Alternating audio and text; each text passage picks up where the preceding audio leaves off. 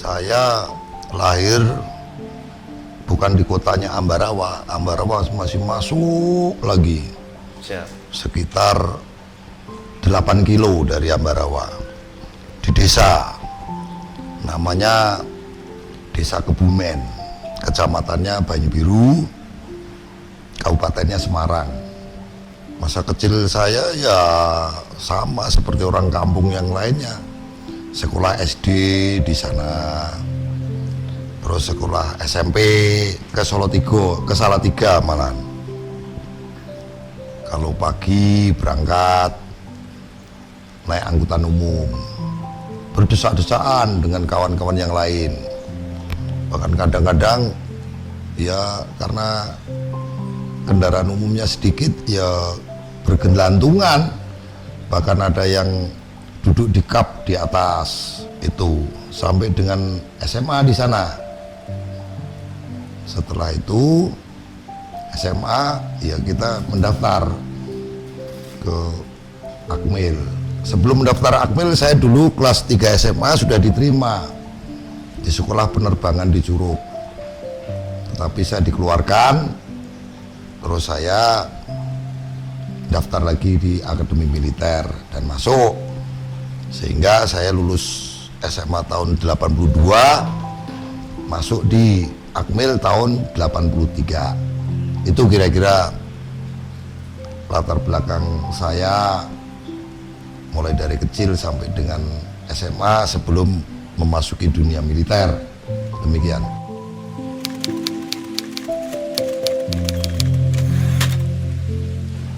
Saya kira motivasinya ya karena bapak saya itu adalah PNS. PNS golongan 2 di Kementerian Agama, kalau sekarang dulu Departemen Agama. Jadi guru agama di SD, di SMP, kemudian jadi penilik sekolah SD.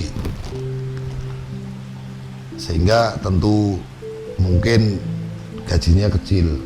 Adik saya ada 2 lagi. Kalau saya kuliah tentunya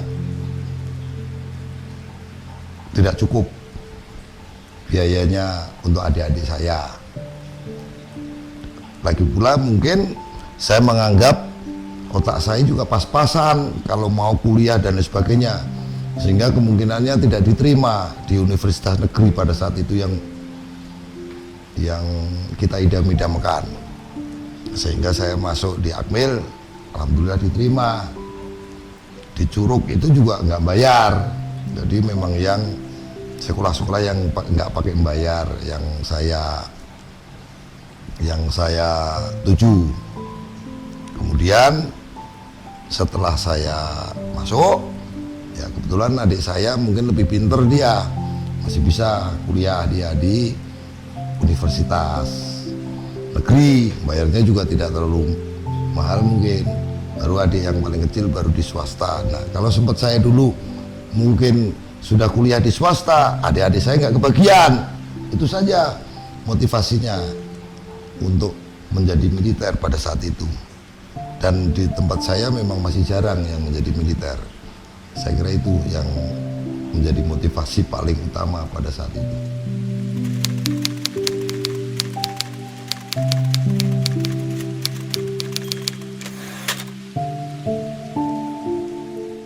Orang tua mendorong, mendoakan.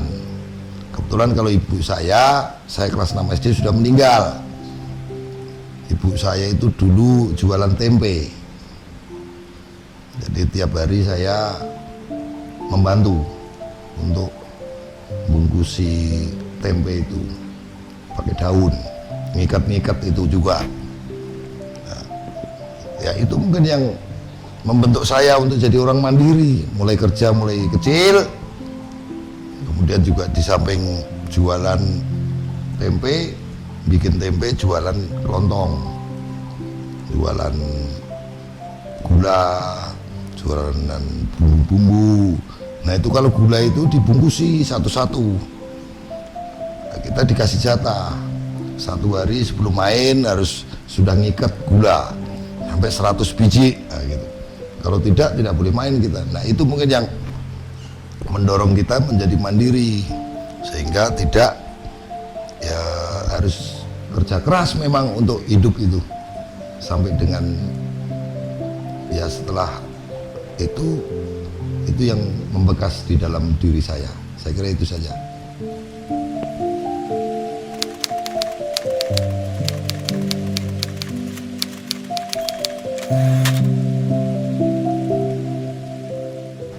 Ya tentunya ada. Kalau di dalam militer itu kita sudah diatur semuanya, mulai bangun pagi sampai tidur lagi, sampai bangun lagi itu sudah diatur. Itu meskipun sebetulnya di dalam kehidupan di masyarakat juga kalau itu diterapkan juga bagus juga, sehingga kita itu hidupnya semakin teratur. Tapi yang lebih membanggakan dengan diaturnya tersebut ya kita tidak melupakan ibadah. Ibadahnya pagi-pagi kita tidak kesiangan lagi. Siang kalau kita tidak melakukan tepat waktu ya kita ketinggalan. Demikian sore, maghrib sampai dengan isya demikian juga. Nah itu yang mungkin yang nilai positif. Jadi hal-hal yang ada di lingkungan masyarakat ya yang bagus kita terapkan di lingkungan militer itu saja.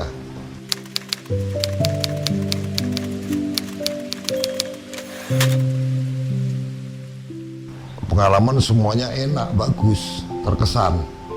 Saya dulu waktu menjadi danton sering ditugaskan untuk bakti TNI.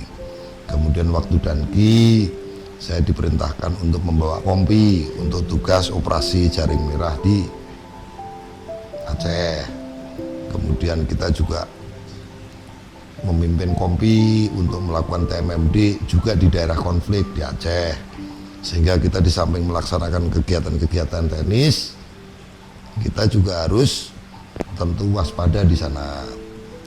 Kemudian setelah itu saya susulapa pindah ke Jakarta. Di Jakarta ketemu juga waktu itu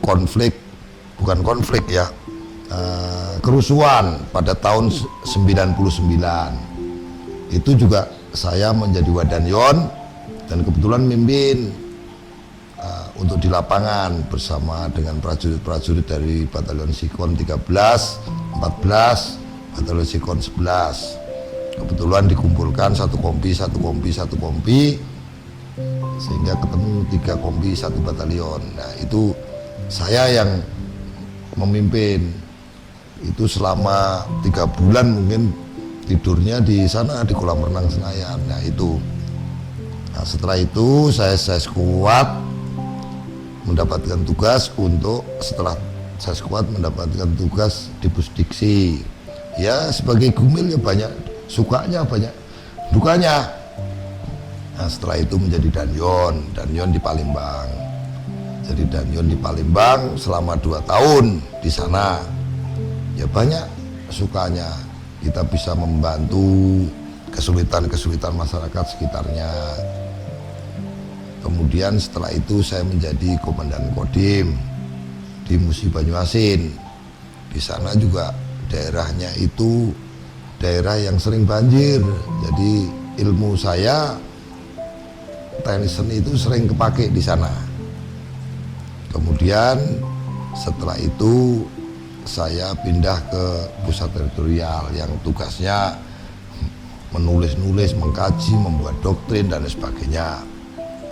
Kemudian menjadi Kasidam, walaupun tidak lama, selama 6 bulan di Bali. Kasidam 9 Udayana. Kemudian pindah ke Sesko TNI. Nah, di Ambon setelah Sesko TNI saya di Ambon sebagai staf ahli. Nah, tugasnya mungkin tidak terlalu banyak di sana. Setelah itu menjadi dosen di Sesko TNI. Nah, waktu menjadi dosen itulah saya merasakan banyak teman, baik dari Angkatan Darat, Angkatan Laut, Angkatan Udara, menjadi teman yang baik bagi saya. Kemudian setelah itu di Pusat Seni Angkatan Darat sampai dengan saat ini sudah relatif sudah lebih dari 10 tahun mungkin mulai dari Kasubin-Cap, sekretaris, Wadirsiat, direktur seni, Kapusiat. Saya kira semua pengalaman itu menyenangkan bagi saya. Jadi tidak ada satu yang paling berkesan, semuanya berkesan. Saya kira gitu.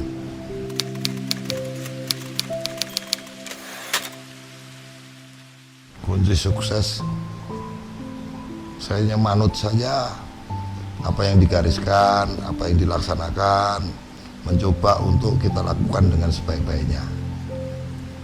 Tidak menyalahi aturan, kemudian ya semampu kita. Kalau yang lebih sempurna sulit untuk kita lakukan. Pokoknya yang penting kita berusaha saja dengan sebaik-baiknya, dan yang paling penting adalah jangan sampai menyalahi aturan yang berlaku. Itu saja.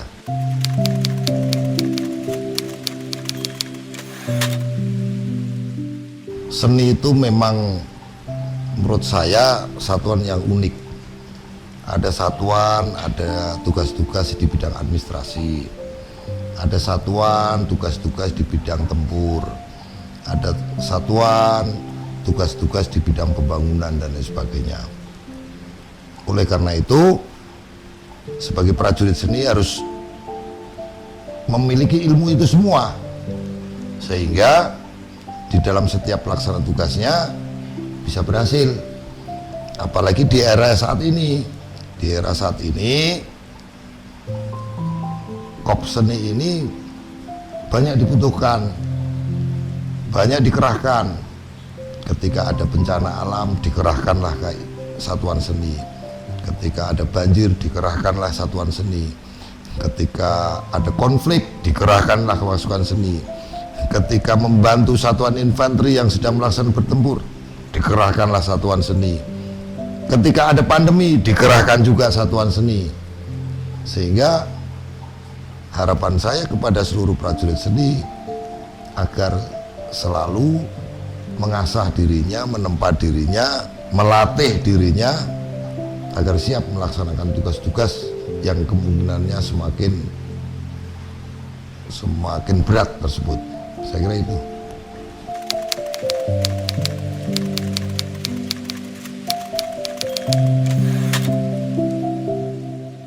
Kepada seluruh prajurit seni yang bertugas di segenap penjuru Nusantara ini,